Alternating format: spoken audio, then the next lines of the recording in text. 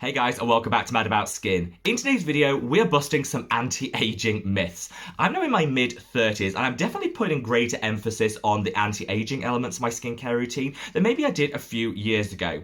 Having researched ingredients, hints, tips, and skincare hacks around anti-aging, I realised there's a whole lot of misinformation out there on the net. This can lead people to using the incorrect products, they might be applying them in the wrong way, or it could just lead to a lot of stress and confusion in people. And I hate to see that, so I want to bust open these myths so that we can all enjoy our skincare routine. We can make sure that we're using the right products and the right way to target what we want to achieve in terms of our anti-aging skin goals, and just bring back a bit of joy and pleasure to our routine. So sit back, relax, and let's bust some anti-aging myths.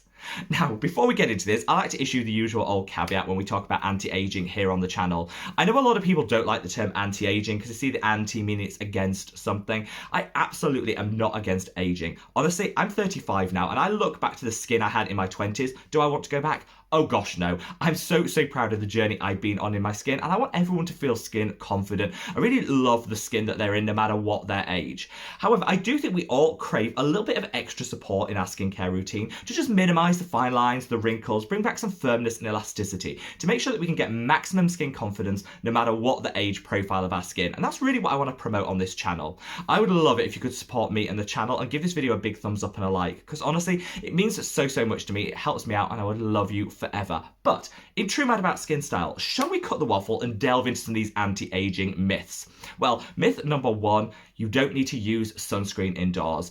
Honestly, I keep telling people, when I hear this, I want to shout, literally scream at people saying, yes, you absolutely do. However, you don't always need to use the same sunscreen that you would use indoors as to what you would use, say, if you were on the beach. The reason it's really important to use sunscreen, even if you're not leaving the house, if the four walls are your friend all day long, you still do need to apply sunscreen, and that's because of the UVA radiation. There's two different types of rays primarily that hit our skin. UVB rays, which burn the skin, UVA rays that age the skin. Actually, there's a whole lot of science now going on underneath the UVA radiation to show that it also can create as much damage as UVB rays, leading to cellular damage, cancers, and other things down the line. So it's really important that we reach for a broad spectrum sunscreen that protects us against both UVB and UVA radiation.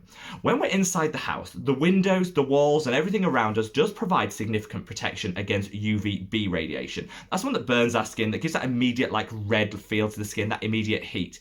UVA radiation, however, can't permeate all these things, and it bounces off all the surfaces around us and will age the skin. Whilst we don't feel the immediate results of UVA radiation because it doesn't burn us, it doesn't leave that warm, hot feeling on the skin, it's still there causing that damage, which is why it's super important to still use your sunscreen indoors. However, where I do mix up my sunscreens is I don't reach for that heavy duty SPF 50 when I'm just sat inside the house. I save that for those days that I'm out and about in intense UV radiation, maybe on the beach and all that. In the house, I like to use a lightweight, barely noticeable sunscreen that's going to give me all that protection against the UVA radiation, but doesn't leave me feeling like I'm wearing a mask. A couple of my absolute favourites are these. This is the NIOD Survival 30. Fantastic, lightweight, really good broad spectrum protection, particularly against UVA radiation, but again, it disappears without a trace. It feels almost like a primer on the skin rather than a thick, occlusive sunscreen. We all want to feel, as we're just running our day-to-day errands, that we're light as a feather and that our skin is glowing to the gods, and this will really help you with that. I find that when I use this product, every day is a good skin day. They do a version just without the sunscreen, but for those indoor days where maybe I don't need as intense SPF 50 protection as when I'm outdoors, this is the one that I'll reach for, and honestly, I get really great results. I also love these two products. This is the Safe Recipe by Pestalo. This is a fantastic mineral sunscreen that, again, feels more like a moisturizer than a really intense, occlusive SPF, and I feel disappears into your skin like that. Really great option.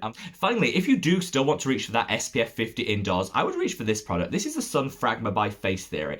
Fantastic SPF 50 product, but great if you have dry skin. This is packed full of hydrating and moisturizing ingredients such as shea butter that leaves a real veil of hydration on the skin, but also protects you against the UVB and UVA radiation. Once it's worked into the skin, you'll barely know you're wearing it, and any three of these products are fantastic for use indoors where you want a light level of SPF coverage, some guaranteed protection against UVA rays, but more of a moisturizer style consistency than a really thick sunscreen. Whichever one you happen to go for, just make sure that you're wearing your sunscreen indoors, because those UVA rays might not be visible to you, but they're definitely there causing aging and premature damage in the skin. The second myth that I want to dispel is that retin-a or tretinoin is the only proven anti-aging retinoid on the market, and everything else that you might be reaching for over the counter is useless and adding no benefit. Wrong, wrong, wrong. I don't know why this keeps cropping up. Yes, retin-a, tretinoin is the most best studied and well understood of the retinoid family that adds fantastic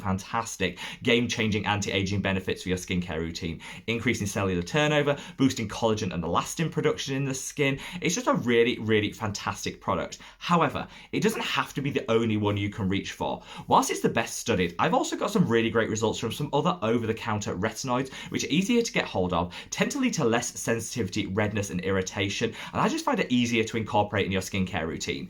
If you're a fan of retin-a, tretinoin, keep on using it. I always say use what works for you. However, if it's difficult to get your hands on it, like it is here on prescription in the UK, there are some other great over-the-counter options I want to share with you. One of the ones that I use day in, day out is this. This is the Geek and Gorgeous AGEING retinoid.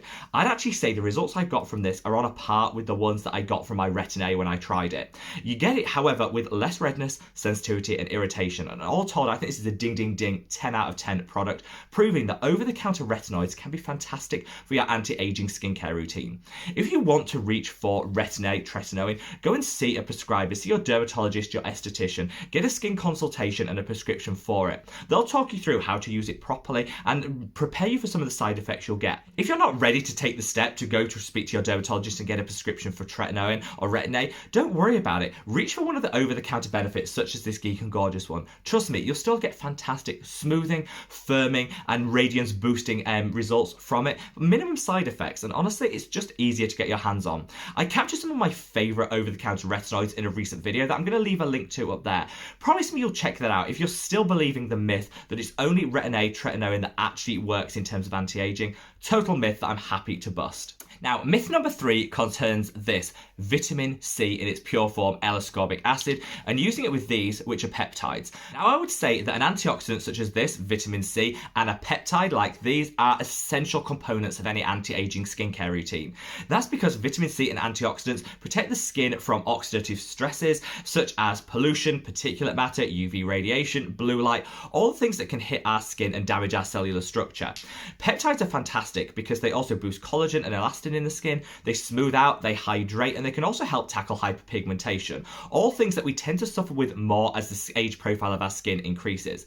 However, there's a myth out there that you can't use these two products together. You absolutely can. So this myth came about quite some years ago when they said if you use vitamin C and peptides together, the vitamin C actually denatures the peptides, rendering them useless. Now, studies were done that showed this to be the case when you use a low acidity product such as a vitamin C alongside a peptide in intense heat. That can lead to the peptides being denatured. However, that intense heat isn't actually present on our skin, so this is a little bit of a myth. I still think it's really good to apply a little extra caution when you're using these two products together. So what I like to do, use my vitamin C serum first of the serums, then apply something to neutralize that pH a little bit, something like a nice hyaluronic acid serum or a really nice calming and soothing serum, then apply my peptides. That serum in between is called buffering, and it'll just rebalance the skin's pH, which means that when you go to apply your peptides, whichever ones you happen to choose, they'll be at full potency, they'll be able to deliver all that great anti-aging benefit without risking denaturing any of them. This is a myth that I'm quite happy to dispel, but if you still want to use that caution, this is a great way around it, one that I think works perfectly in my own skincare routine. The ones I'm waving about here, this is the C Glow Serum by Geek and Gorgeous, the best, hands down, the best vitamin C on the market. I love it. And these two peptides are my current favourites. This is the Hylamide Sub-Q Skin, and this is the Neod Copper Amino Isolate Serum. Both of these are actually on sale over on the Decium website at the moment. I'll leave some links below if you do want to check them out. So you can get them with 23% off, which is great, because honestly, even without the sale, these are the two that I reach for day in, day out. Now, myth number 4 that I want to bust open concerns exfoliation, and the idea that these, which are glycolic acid exfoliants, are the only ones that are proven for anti-aging benefits. Glycolic acid is fantastic. It works really well for so many people. It'll help to slough off that top layer of dead skin cells, revealing more voluminous and bright skin beneath. It can also help to promote collagen production if used in the long term. Absolutely fantastic. However, it's a myth that glycolic acid is the only beneficial acid when it comes to anti-aging. anti-aging. In fact, having used both of these products over a long period of time, I actually find I got better results for my skin from this, which is lactic acid. Now, working out which is the best exfoliating acid for your skin is a crucial part of your skincare routine, and different ones will work for different people. I captured the reasons why I no longer use glycolic acid in my skincare routine in a recent video, which I'll link up there. But honestly, it all boils down to the fact I got better results from lactic acid. It's much more gentle, so used in the long term, I find that you get all the great benefits without the redness, the sensitivity, and the inflammation in the skin. Inflammation is actually one of the key triggers for hyperpigmentation and aging, so anything you can use to just dial that back, go for something more gentle but using it in the long term, for me, I think is super beneficial. I also love lactic acid because it's a humectant. It attracts and retains moisture within itself. This is fantastic because as we age, our skin tends to get a little bit more dryness prone, meaning that glycolic acid that might have worked for us in our 20s, we now find a little bit stripping and drying. Reaching for a lactic acid will hydrate you to the gods, alongside also providing that powerful exfoliation, and I just find it's game changing in my anti-aging skincare routine. Of course, no matter whether you reach for glycolic acid, lactic acid, or any of the other chemical exfoliators on the market, it doesn't really matter. I just want to dispel that myth that it's glycolic acid or nothing, because in truth, that is just that, a myth, and there's so many other great chemical exfoliators on the market. Now, before I leave you, I want to share with you one final myth that I'm quite happy to bust, and that is that every step in your skincare routine when you're talking anti-aging has to have a purpose and an active ingredient. It absolutely doesn't. And you know what? In our 30s, 40s, 50s, and 60s, we still want to enjoy ourselves in our skincare routine the same way that we might have done in our teens and our 20s. Not every step in your routine has to have a hard and fast benefit. Some products we use because they make us feel good, they give us a nice sensorial element, or we just really, really enjoy that product. And we should never forget that. I went through a stage where everything in my routine had a hard and fast purpose, and whilst I got some great results from my skin, it stripped a lot of the fun out of it. I made sure that I always include at least one step in my skincare routine that is just for me, that is fun, it makes me feel good, and I really enjoy. That step for me at the moment is this. This is the NIOD Photography Fluid Opacity 12%. That's a posh way of saying a highlighter. Honestly, after I've done my full skincare routine, I just slick a little bit of this beautiful pearlescent serum on the tops of my cheeks and a little bit on the bridge of my nose. Highlights everything, makes me glow to the gods, and brings back my skin confidence like that.